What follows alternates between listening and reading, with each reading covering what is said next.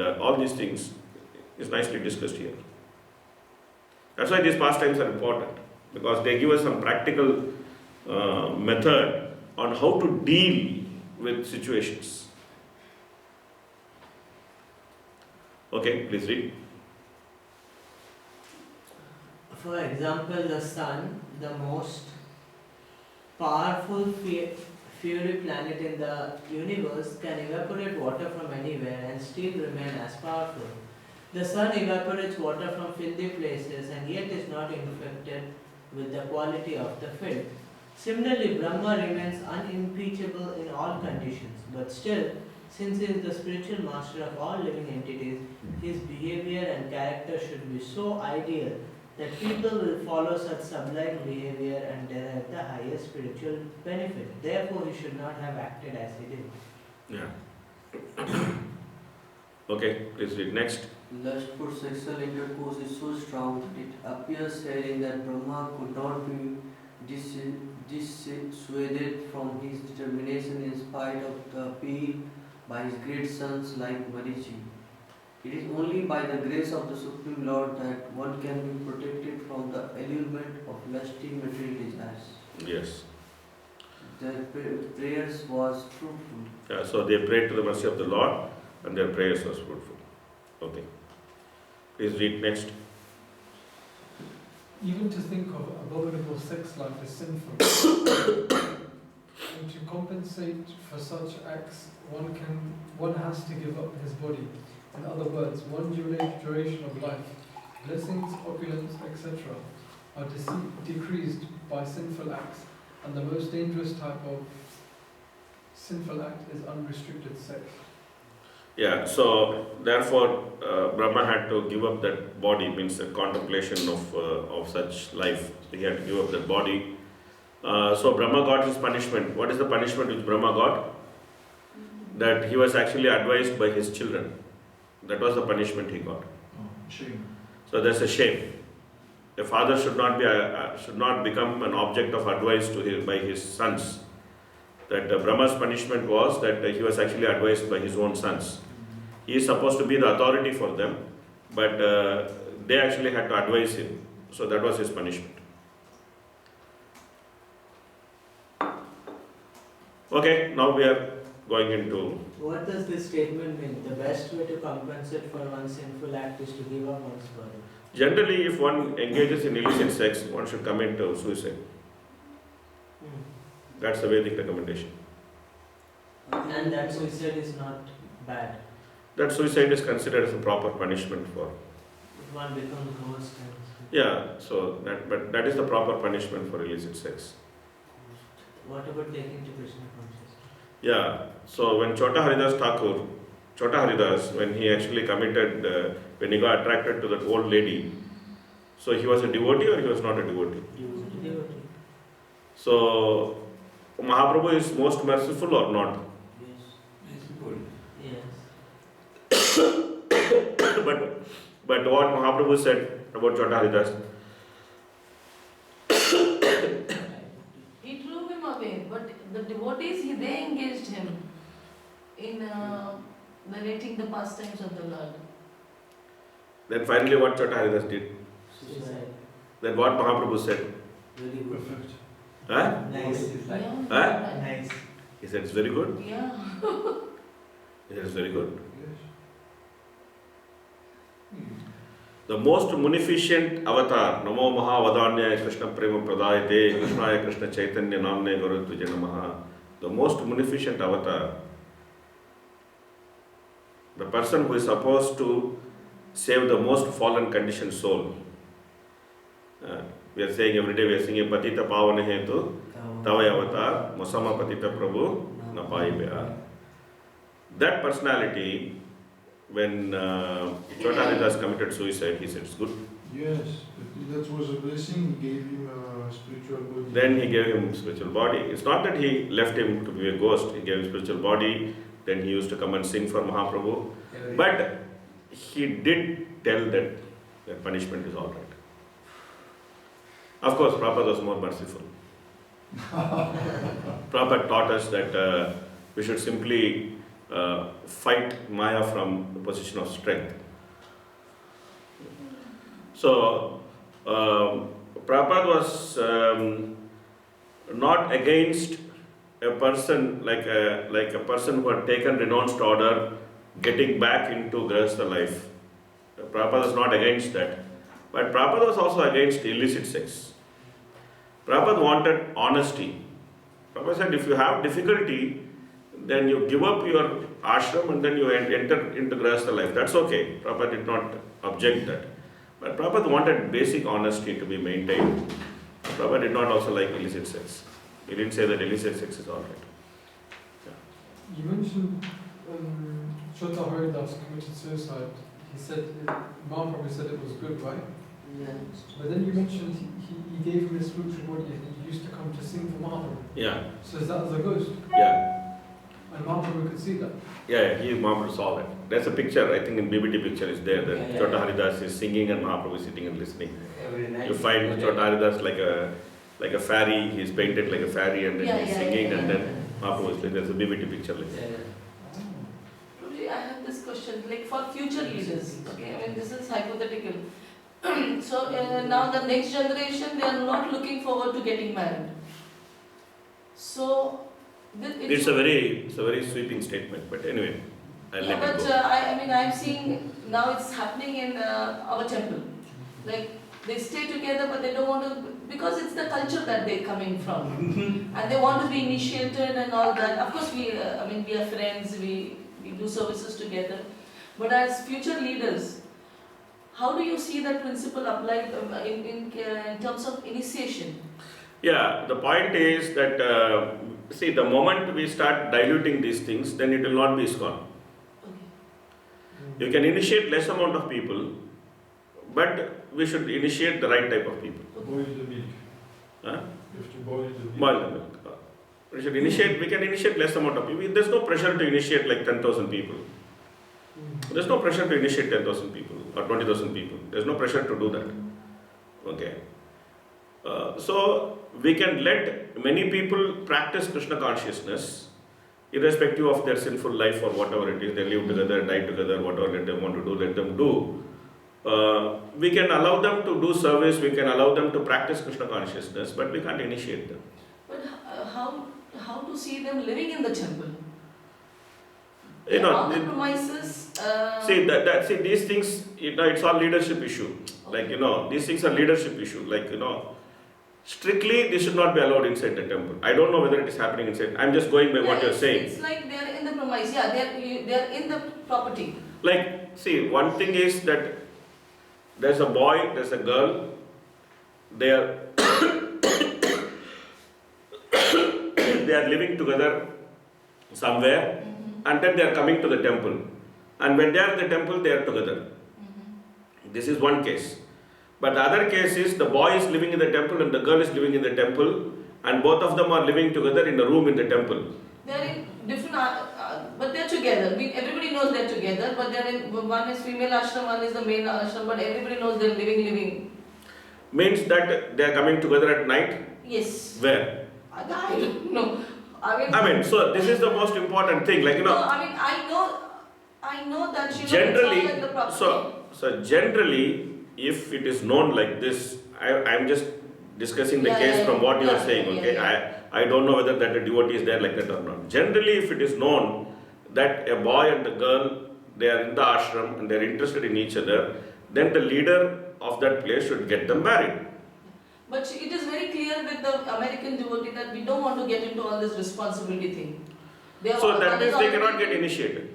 They can be, but they can be still staying on the property? They should not, generally. Okay. Because, should we as a devotee, I'm going to move there with my kids seeing all this. Should I be raising an alarm? Is this a genuine? This definitely is a genuine case. You should discuss with the leadership that if it is so known that like for example, like in brahmacharya ashram, if you find a brahmachari is interested in a woman, they will not keep him in the brahmacharya ashram. They will just let him go out of the brahmacharya ashram. They will tell him go and get married, or at least get out of the ashram. Now you get married, you don't get married, you go to hell. That's a different story. But get out of the ashram, because what happens is that one rotten apple will actually spoil the whole lot. So therefore, it's very important. Like in Mayapur, we have a rule that if you divorce, you're out of Mayapur for 2 years. Hmm. Wow. Reverse. If you divorce, you're out of Mayapur for 2 years. Wow, It's that's nice. management or even living, you can't stay. Is management. No, not management. If if you're an Indian, nothing can be done. But if you're a foreigner, no visa for 2 years. That's nice. It's there for a long time. It's not a new rule. It's there for a long time. Why? Because we don't want our children to see such things Yes. happening in front of them. That is my concern. That's our main thing. That we don't want children to see that today this man is with one woman and woman is one man, and then after another 2 days this man and woman are with some other man and woman. What is this? We are International Society for Krishna Consciousness. We are not International Society for Illicit Sex. I'll discuss with you after the Yeah. So in general, the principle of this principle should be maintained, and these things should be discussed. See, one thing is that there is society. Okay. So normally people blame the society. Oh, society is like this. But when Prabhupada started International Society for Krishna Consciousness, the society was in the worst condition. They were all hippies. So when Prabhupada started the society was in its lowest consciousness. They were all hippies. The Haight Ashbury and that and this is all hippie place. And from there, Prabhupada actually brought, and he told them that you should follow 4 regulative principles, you should shave your head, you should have shikha. So Prabhupada didn't say, okay, oh, these guys are hippies, okay, let them also eat LSD and we can give them initiation. He did not do that.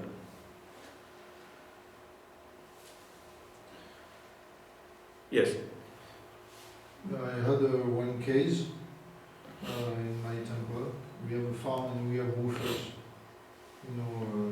People from the outside will just do the farm. They are half interested and half. So I sympathize with them, and one of them told me, oh, I go into the back of the field and we have one place where we do our things. So I told to the management, the temple president, look, this is what happening, they do that every night. So we should do something. They told me, oh, let them do and they will go and that's it, that will be finished. But I didn't want to, at my point I was just, okay, I told them, not the responsibility of the management, and I should not go to see the GBC and... No, it's okay. See, as far as it's not some earth-shattering thing, like, No. See, that's what I'm saying. The point is that, see, what I did, what my spiritual master told me was that I didn't pursue the matter. I just wrote and then I left it.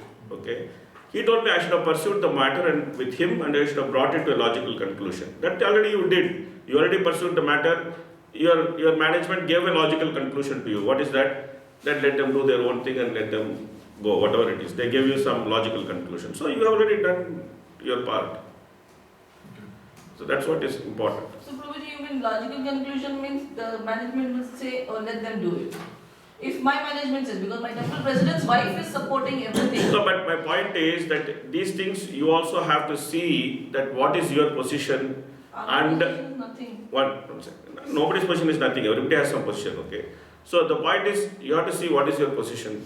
Okay. The second is you also need to see that what is the impact on these things. Okay. And so that's why each and every case is an individual case, and these things need to be studied very properly. So in general, we should have this idea that without following 4 regulative principles, people cannot be initiated. Okay. At least we should have this idea. Right? Of course, you vote that. No, but if someone is saying that I can recommend someone who is living together for initiation, that's not good. So I'm saying at least we should have this idea. See, the whole purpose of studying Bhagavatam, the whole purpose of trying to understand how Krishna consciousness should be practiced properly, is that we may say today, oh, I am nobody today, I am like a simple Bhakta Joe and I am living my life. But tomorrow you may become GBC also. Who knows? Or you may become some big person, you may become temple president, who knows? I never thought in my life I will teach in Mayapur Institute. If somebody had told me when I started my Krishna consciousness that I will become a teacher in Srimad Bhagavatam, I would have told, if wishes were horses, I would become teacher. But here I am sitting here. So, the point is that we should clearly understand and we should be clear in our mind that this is right, this is wrong. And this is how things should be done, based on proper Shastra and proper understanding of Shastra. And then when we find discrepancy, we should definitely report. We should at least seek clarification. But we should do it in a nice mood. It should not be in some, that's also another thing. In ISKCON there are also this other extreme, that people want to have an email rebellion for everything. That when they write email, at least they have to write it for 100 people. Whether they chant 108 mala or not, they will send 108 emails every day. Okay. So they want to have email rebellion for everything. This is also not, this is other extreme, to go to social media, put something there, there should be some proper way of, even if you want to escalate, there's a whole way of escalating, you can go to temple president, if you think that you're not happy with the temple president's resolution, you can go to zonal secretary. If zonal secretary, you're not happy with the zonal secretary, you can go to GBC. If you're not happy with GBC, you can go to GBC body. If you're not happy with GBC body, you can go to ISKCON resolve. So there's a whole ladder of escalation. No, Prabhuji, if I'm caught, I'm out of the temple. Yes. That is clear. See, the point in the temple, out the temple, this is all okay. That's why, everybody should choose their battle. That's why I'm asking you which battle should I win. So everybody should choose their battle. Okay? And everybody should choose that what they want to fight for, how much they want to fight for. Okay? Everybody should choose their battle. It's not like, these are not easy decisions. Yeah. But these are decisions which one needs to take. Yeah.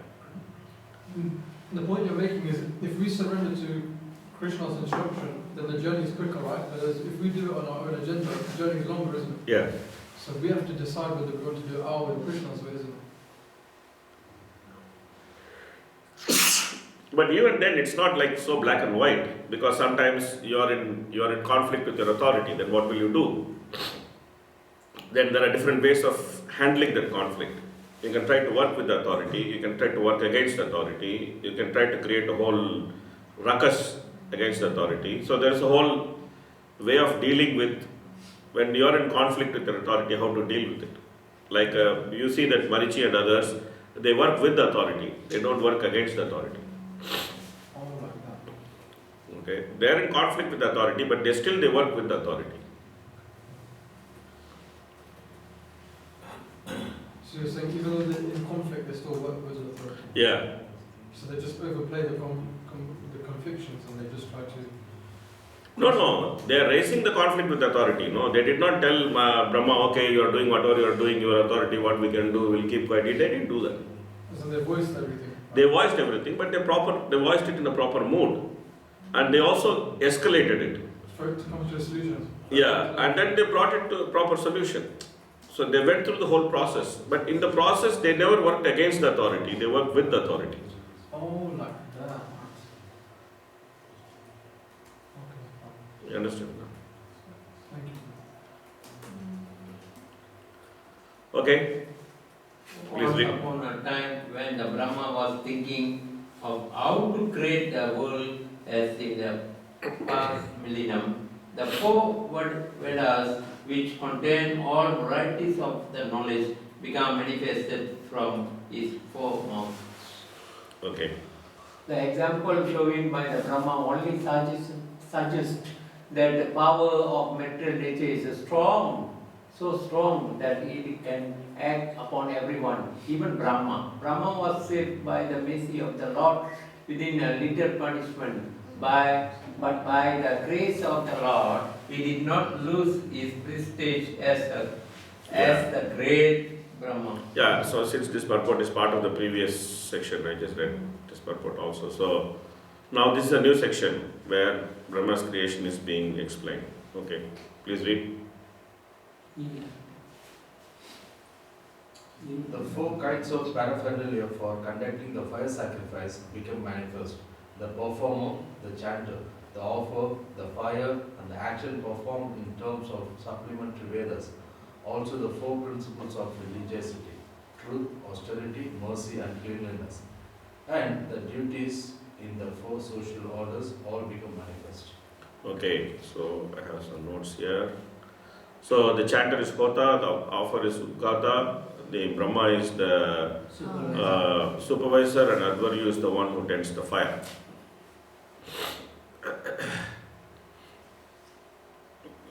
So the social and spiritual orders, both of them came into place.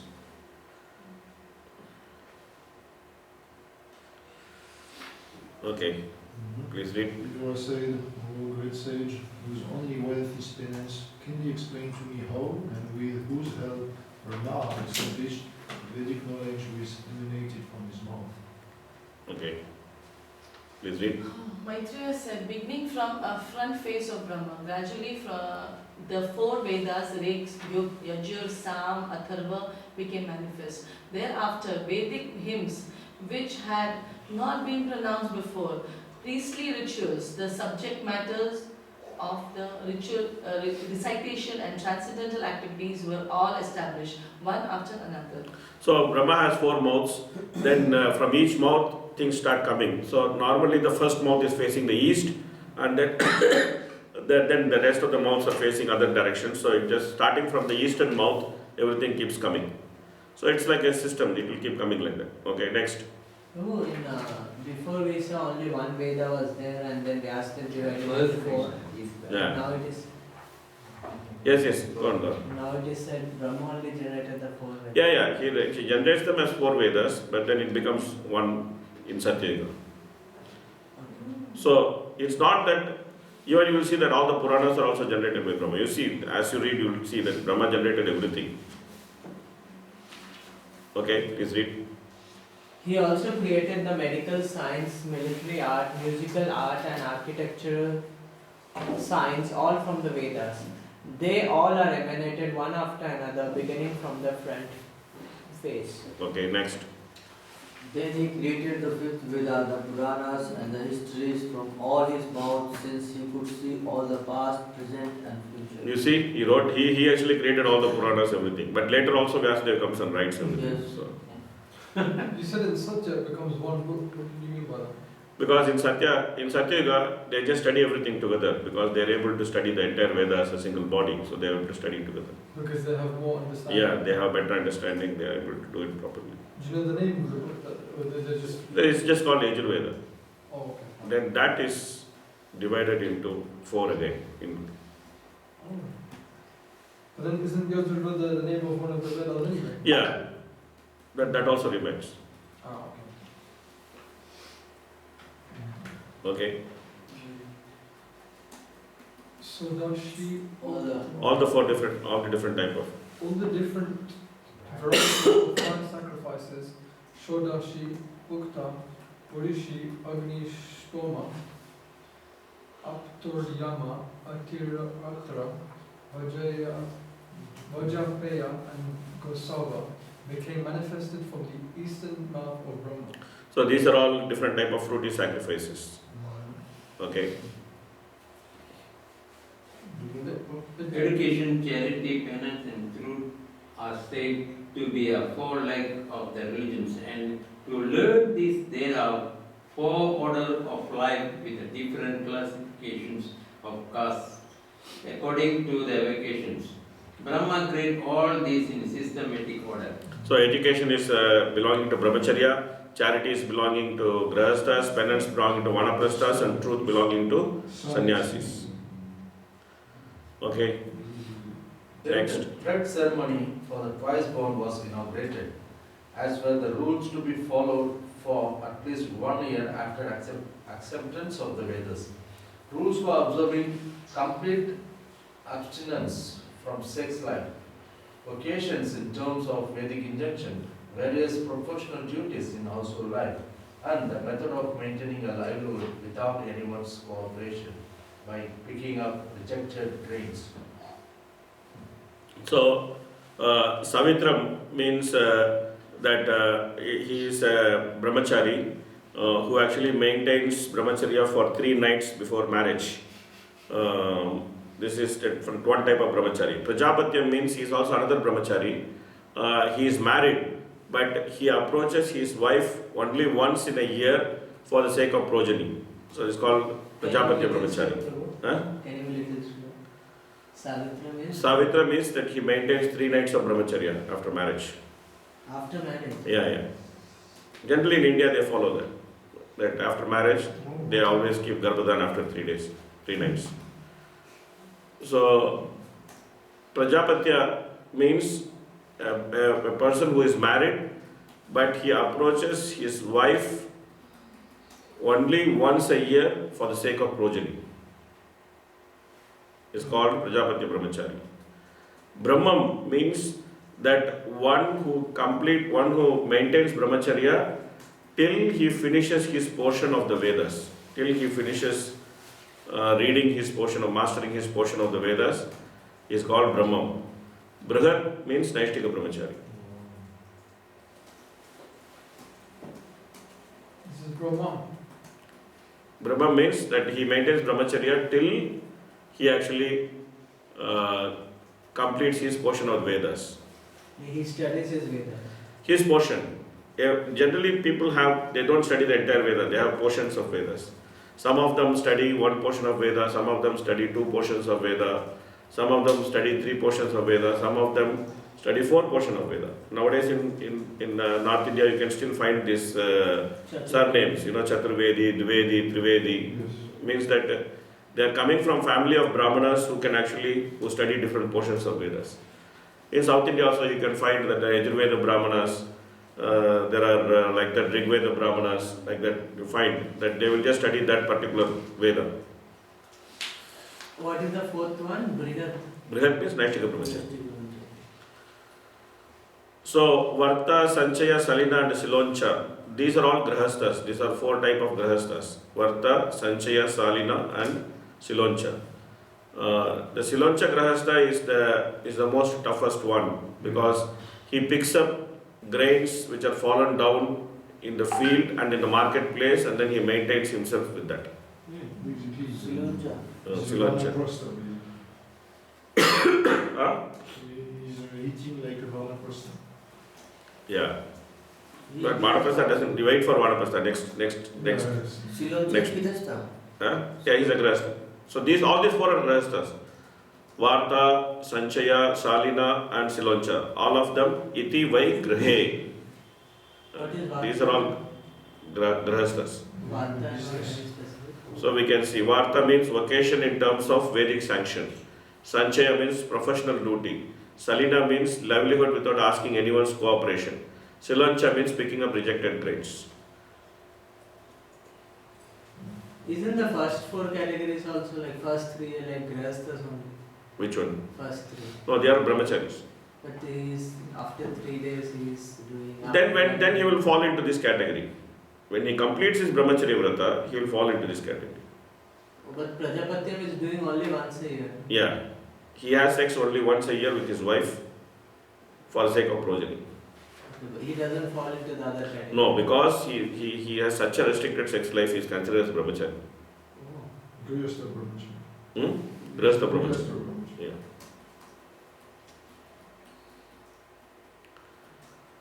So then we go to next. Okay. Is it? The 4 divisions of retired life are the Vekanasas, Valakilias, Audumbaras, and Phenapas. The 4 divisions of the renounced order of life are the Uti Chakras, Bavodas, Hamsas, and Nishkriyas. Yeah. So sometimes we also saw